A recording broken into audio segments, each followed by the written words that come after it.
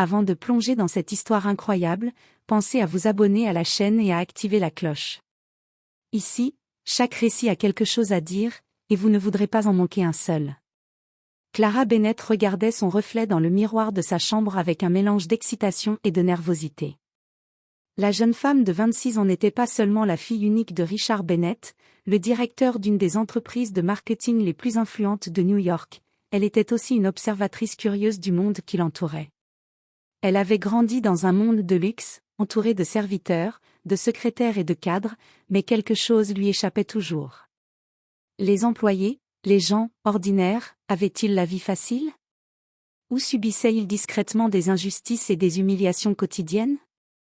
Pour le savoir, Clara avait pris une décision audacieuse. Elle allait devenir invisible. Littéralement.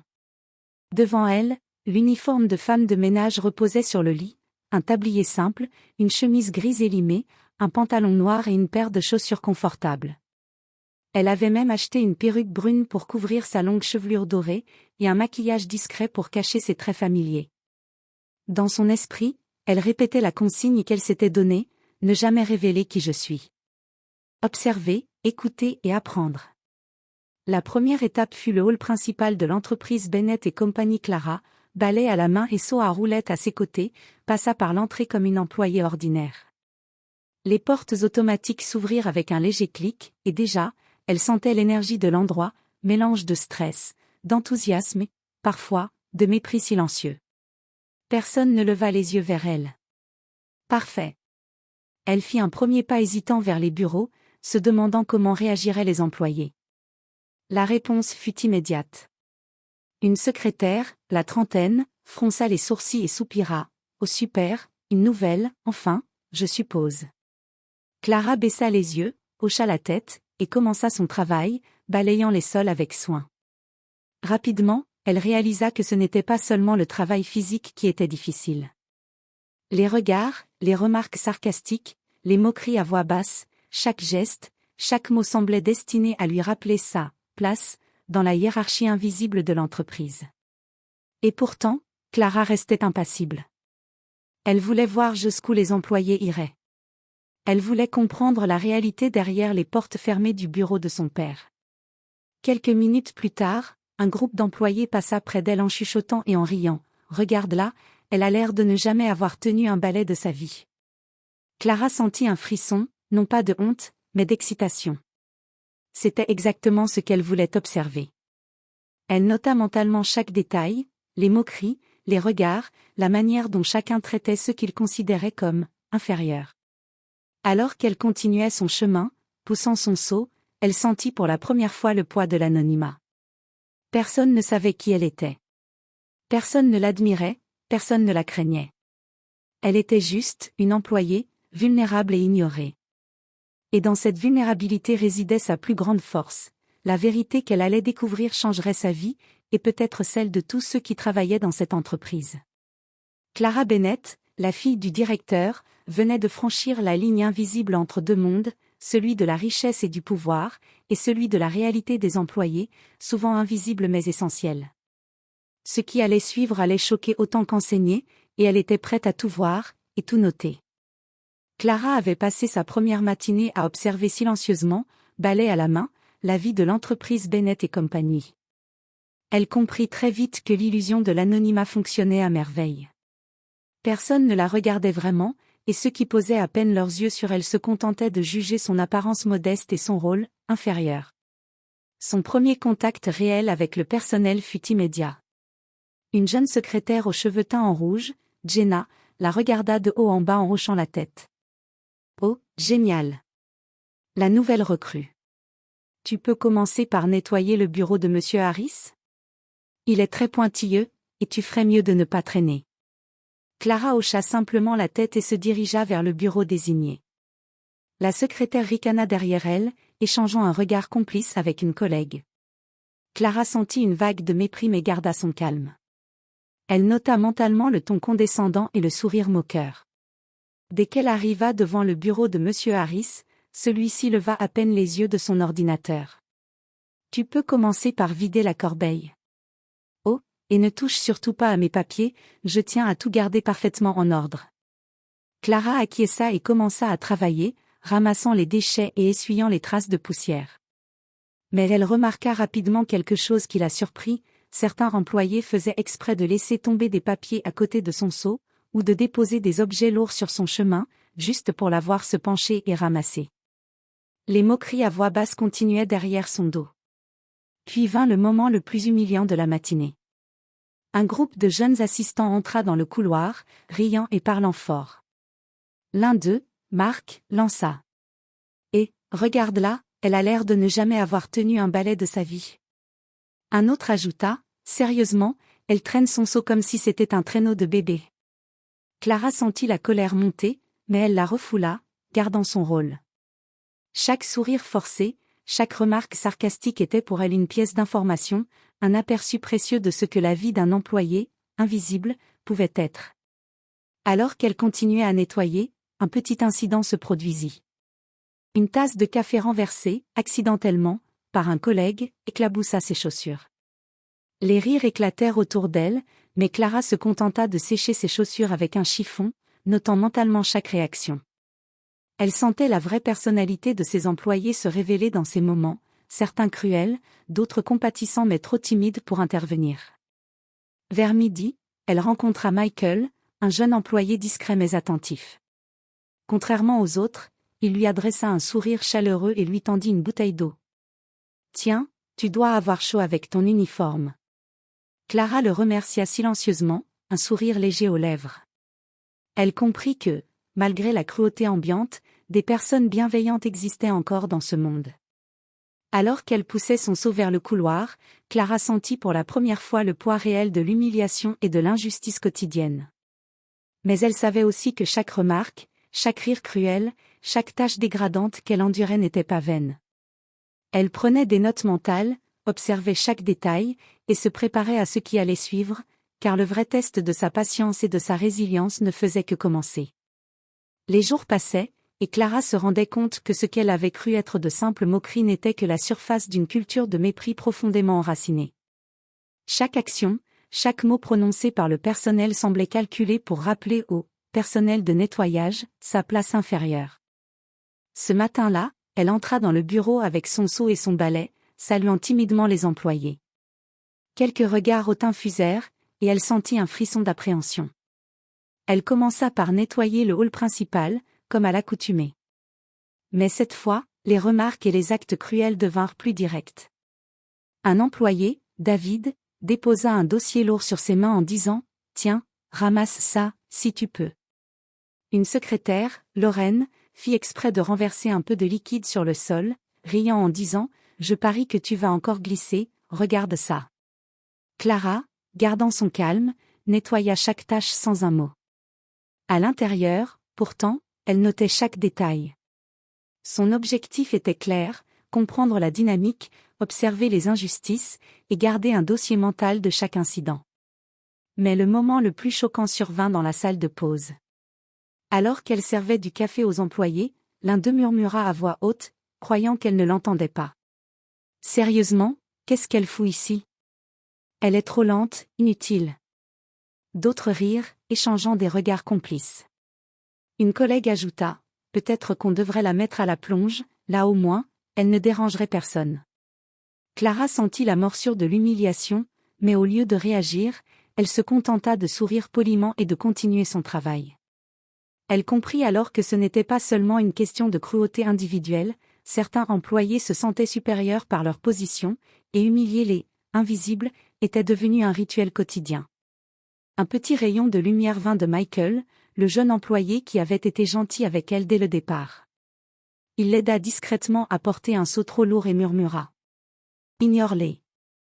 Ils ne voient pas à quel point tu es courageuse. » Clara fut touchée par sa gentillesse.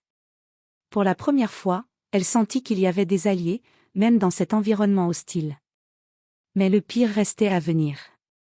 Alors qu'elle nettoyait le bureau de son père, elle surprit une conversation entre plusieurs cadres. Ils parlaient de favoritisme, de promotion injuste et de la façon dont certains employés profiteraient de chaque opportunité pour rabaisser les autres. Clara réalisa que l'humiliation qu'elle subissait n'était qu'un exemple parmi tant d'autres. Le personnel invisible portait le poids de tout un système inégal et cruel. En fin de journée, épuisée mais déterminée, Clara poussa son seau hors des bureaux, le cœur battant. Elle savait que chaque jour de ce déguisement la rapprochait de la vérité. Et elle était prête à affronter encore plus de cruauté pour découvrir les secrets et injustices cachés derrière les portes fermées de l'entreprise. Après plusieurs semaines passées à se fondre dans l'anonymat, Clara commençait à connaître chaque recoin de l'entreprise, chaque habitude et chaque manie des employés. Mais ce qu'elle ne soupçonnait pas, c'était l'intensité des jeux de pouvoir et des secrets que son déguisement allait lui révéler. Ce matin-là, elle entra dans le hall principal comme à son habitude. Les rires et les murmures moqueurs étaient déjà là, mais Clara avait appris à les ignorer. Elle commença à nettoyer les bureaux des assistants, remarquant de petites rivalités entre eux, papiers déplacés, messages sarcastiques laissés sur les tables, regards hostiles échangés derrière les dossiers. Alors qu'elle vidait la corbeille du bureau de Jenna, la secrétaire aux cheveux rouges, Clara surprit une conversation qui la choqua. Si on pouvait se débarrasser de ce petit personnel inutile, tout irait mieux ici. Ouais, mais attention à ne pas attirer l'attention de Bennett, il aime bien jouer aux gentils avec eux. Clara sentit un frisson. Certains employés utilisaient le personnel, invisible, comme exutoire pour leur frustration, comme des pions sans valeur dans un jeu cruel. Mais ce n'était pas le cas de tous. Michael, fidèle à lui-même, s'approcha discrètement. Ils sont mauvais parfois, mais tu dois garder ton calme. Ce que tu fais n'est pas inutile. Clara acquiesça, le cœur réconforté par sa gentillesse. Mais la journée ne faisait que commencer. L'après-midi apporta un incident qui allait marquer Clara profondément. Alors qu'elle nettoyait le bureau d'un cadre supérieur, un paquet de documents fut accidentellement renversé sur le sol. Au lieu de l'aider, plusieurs employés rirent et se moquèrent d'elle. Regarde-la, elle est encore plus maladroite que ce matin. Peut-être qu'elle devrait juste rester à balayer le sol toute sa vie. Clara serra les dents, mais à l'intérieur, elle commençait à voir au-delà de la cruauté. Chaque rire, chaque remarque sarcastique révélait la peur et l'insécurité des employés eux-mêmes. Certains se moquaient pour se protéger, d'autres pour se sentir supérieurs dans un environnement où le pouvoir et le favoritisme dictaient tout. Alors qu'elle rangeait les papiers, elle rencontra un employé qu'elle n'avait jamais remarqué auparavant, James, un stagiaire discret et observateur. Il l'aida à remettre les dossiers en place et murmura. « Ne te laisse pas atteindre par eux. La plupart ne savent pas ce qu'ils font. » Clara réalisa que, même dans la cruauté, il existait des personnes avec un cœur sincère. Elle commençait à comprendre que ce qui définissait vraiment les employés n'était pas leur position ou leur comportement extérieur, mais leur choix d'être cruel ou bienveillant. Ce soir-là, alors qu'elle rentrait chez elle, épuisée mais déterminée, Clara comprit que son expérience n'était pas seulement un test de patience, c'était une leçon sur la nature humaine, sur les masques que les gens portent, et sur la force intérieure qu'il faut pour rester digne face à l'humiliation. Elle savait maintenant que les révélations les plus importantes n'étaient pas celles qu'elle allait faire aux autres, mais celles qu'elle faisait à elle-même, comprendre la vraie valeur des gens, au-delà des apparences, et se préparer au moment où elle montrerait enfin qui elle était réellement. Le jour de la grande réunion annuelle approchait. Clara savait que c'était le moment idéal pour dévoiler sa véritable identité et montrer à tout le monde ce qu'elle avait découvert au fil des semaines. Depuis son déguisement de femme de ménage, elle avait observé, noté et compris la vraie nature de chaque employé, ceux qui étaient cruels, ceux qui étaient indifférents, et ceux qui, comme Michael et James, possédaient un cœur généreux malgré la pression et la jalousie ambiante. Ce matin-là, Clara entra dans la salle de réunion avec son uniforme habituel, poussant son seau comme si de rien n'était. Les employés la regardèrent d'un air de surprise et de moquerie. Jenna, la secrétaire aux cheveux rouges, ricana. Ah, la nouvelle recrue est là pour ramasser les miettes encore une fois. Clara ne dit rien. Elle attendit le signal. Lorsque son père monta à la tribune pour commencer la réunion, Clara prit une profonde inspiration. Puis, d'une voix claire et ferme, elle déclara. Avant que cette réunion ne commence, j'ai quelque chose à vous révéler. Un silence glacial tomba dans la salle. Tous les regards se tournèrent vers elle. Clara ôta lentement sa perruque et son tablier. Ses cheveux dorés tombèrent sur ses épaules, et les employés reconnaissaient enfin le visage qu'ils avaient ignoré pendant des semaines. Je suis Clara Bennett, la fille de votre directeur. Le choc fut immédiat. Certains eurent des hoquets de surprise. D'autres, ceux qui l'avaient humilié, pâlirent instantanément, réalisant l'ampleur de leur arrogance. Les rires moqueurs se transformèrent en murmures gênés et en regards fuyants. Clara continua. Pendant plusieurs semaines, je me suis infiltrée incognito dans cette entreprise pour observer comment le personnel invisible était traité. J'ai vu vos moqueries, vos humiliations, et vos comportements injustes. Mais j'ai aussi vu la gentillesse et le courage de certains d'entre vous. Elle regarda Michael et James, qui lui adressèrent un sourire timide. Cette expérience m'a appris quelque chose d'important, le respect et la dignité doivent être au-dessus de toutes les hiérarchies. À partir d'aujourd'hui, nous allons changer la culture de cette entreprise. Les employés ne seront plus traités comme des pions ou des boucs émissaires. Son père, Richard Bennett, s'avança à ses côtés, visiblement impressionné. Clara a raison. Nous allons mettre en place des règles claires pour protéger chacun et instaurer un climat de respect. Ceux qui ont manqué de respect devront réfléchir à leurs actions et changer. La salle resta silencieuse quelques instants, chacun digérant le choc. Puis, lentement, des applaudissements timides commencèrent à retentir, principalement de ceux qui avaient toujours agi avec bienveillance mais avaient été trop effacés pour parler. Jenna détourna le regard, honteuse. David baissa la tête. Certains employés murmuraient entre eux, réalisant que leur comportement avait été exposé. Mais pour Clara, le plus important était ailleurs. Michael s'approcha et lui murmura. « Tu as changé tout le monde aujourd'hui, merci de m'avoir montré que le courage peut faire la différence. » Clara sourit, sentant un poids se lever de ses épaules.